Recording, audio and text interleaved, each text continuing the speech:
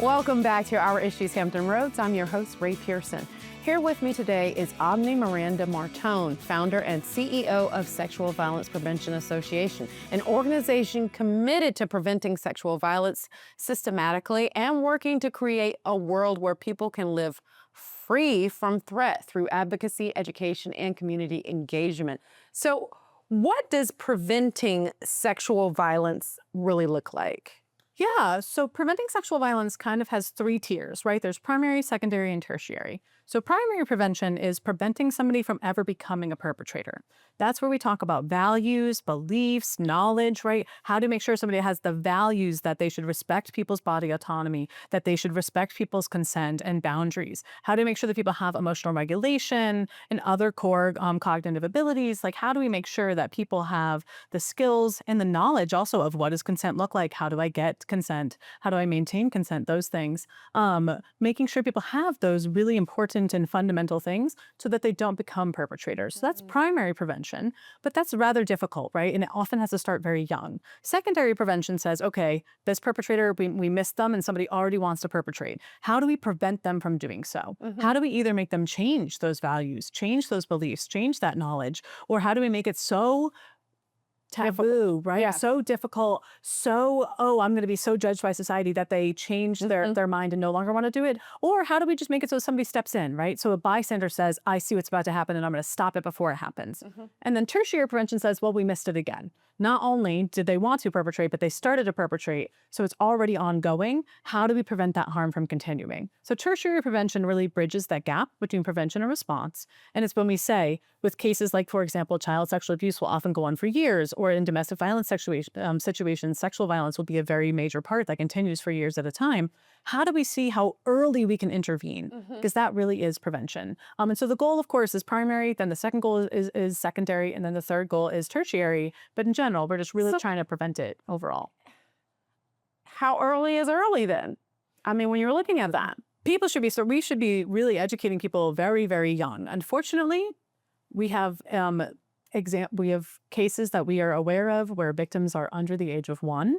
And so as early as people can be victims is as early as they should be engaged with this education. So we actually have a curriculum with books starting at, literally ages of 0 through 3 that parents can be using to educate their children and educate themselves. And it's just really important to know that this isn't the same. I think people think of it as sex ed, right? Whereas it's going to be talking about sex, but it's not that. It's very different. It's talking to kids about what does consent look like. It's talking to them about very basic things like if somebody tells you to keep a secret about your body, they should not be asking that of you, and you should tell a trusted adult. And so really it's making sure we start that young. So there is an age-appropriate way to empower. Yes, absolutely. So who can prevent sexual violence from your perspective?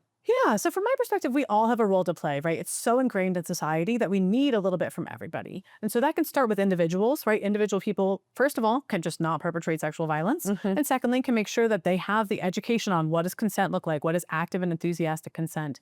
What does, bystander intervention look like? How can I intervene if a friend makes like a rape joke, right? Or if somebody says like some victim blaming statement or something like that, how can I take action to say, hey, that's not okay? And then also at an individual level, which we'll talk about, is what can parents do to make sure they're educating their kids. But then also we should be engaging with institutions like colleges, companies, and K-12 schools. What can those institutions be doing to make sure they have those values, to make sure they're empowering bystanders, to make sure that they're having effective programs and policies internally to prevent this from happening. And then we talk about legislation, right? We talk about systemic, what can the media do? What can research and data do? And what can legislation do really to prevent this? Because we need a very multifaceted approach to make sure that this truly is actually being eradicated and it's being prevented from the root. And you're not a person that this is new to. You spend time on the Hill pushing and making sure that people know that this is a problem that needs to be dealt with. Yes, absolutely. That's wonderful that you're doing that. Now, you spoke a little bit about, age appropriateness when talking to a child. So right now, I know that there are parents, because I'm one myself, that hears this information and it makes us cringe, because the thought of my child being vulnerable in this way is, it's stomach turning. And it's also infuriating. So how can parents protect their children and make sure, or not ensure, but do all that we are able to do to reduce their risk of being a victim? Absolutely. It's one of the most important questions. So one of the main things that people can do, that parents can do, is educate themselves and then start educating their child very young. So one of the first things they can do is talk about who their trusted adult is, which often will be the parent, but sometimes isn't, and that's okay too. But saying you need to find a trusted adult, and that trusted adult is who you go and talk to if somebody has touched your body in a way you did not like, if an adult has asked you to keep a secret, especially a secret about your body. That's who you go to when you feel weird about something or when you just want to discuss something.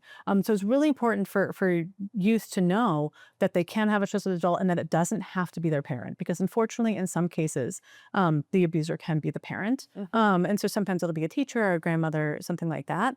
So that's one really big piece. Another piece is, what is bodily autonomy? Oftentimes we actually don't give kids bodily autonomy. Bodily autonomy means that your body is yours and people can't touch it without consent. But oftentimes we don't give that to children. We say you're getting a bath whether or not you want one. We say you're going to hug grandpa whether or not you want to. And so making sure we actually don't do that. We teach kids your body is yours and you do what you want with it. And if you don't want to hug your grandparents on your way out, you don't have to. And if you don't want to bathe, eventually you will have to, but we're going to find other incentives other than physically forcing you to do so. So bodily autonomy is another really important lesson. And then the last lesson is on consent. And we actually often teach kids the opposite of enthusiastic continuous consent, because typically we teach them things like, if let's say a child wants to share a Barbie doll with another child and they're playing, and then a few minutes later, they don't want to share anymore. We often tell them, well, you said you'd share, so you have to. But that's not how things work. Just because you've consented to something once doesn't mean you're consenting to it forever. And so it's really important to have those very fundamental understandings and knowledge and pass those to children at a young age of your body is yours, you have bodily autonomy, what it does giving consent look like. And we're talking about giving consent for doctor's appointments and things. We're not even talking about, this has to be age-appropriate education. But really, that's the best thing that parents can do, is age-appropriate education on trusted adults, bodily autonomy, and consent. And so we really do have to teach them to feel like they have power. Yes, absolutely. Wow, that's insightful, especially looking at it from that perspective, that of those things where you're saying you have to hug a relative or something and don't realize that you are breaking them down each time and telling them that they don't have control over what they do or their own person. So Yes. that's very powerful. So what you mentioned schools and colleges and all of those kind of things, like workplaces. What kind of action can these organizations take in order to be a part of the solution? Absolutely. So one of the biggest things that schools, like K-12 schools, can do is provide the education we just talked about with parents. Sometimes, as we mentioned, the parents can be the abusers. So we need to make sure that the kids are getting that education from multiple places, from the parents at home and also from the schools. So that's one of the biggest things. And then also in K-12 schools, colleges, and workplaces, they need to be providing education and resources specifically on bystander intervention. So, right, when somebody is about to commit or is actively committing some form of sexual violence, how can somebody engage? And then also, how can these people in K-12 schools, colleges, and companies identify rape culture when they see it, or identify when people are victim blaming and counteract it? What are some quick phrases that they can go do to say, hey, that's actually not okay. I'm not okay with that being in my community, in my workplace, in my school. And so really that's the main ways that we can educate and work with schools and companies. Well, it's always better to be proactive than reactive, what you say. Yeah. So there are factors that play a role in reducing sexual assault. We'll fill you in on what you can do after the break.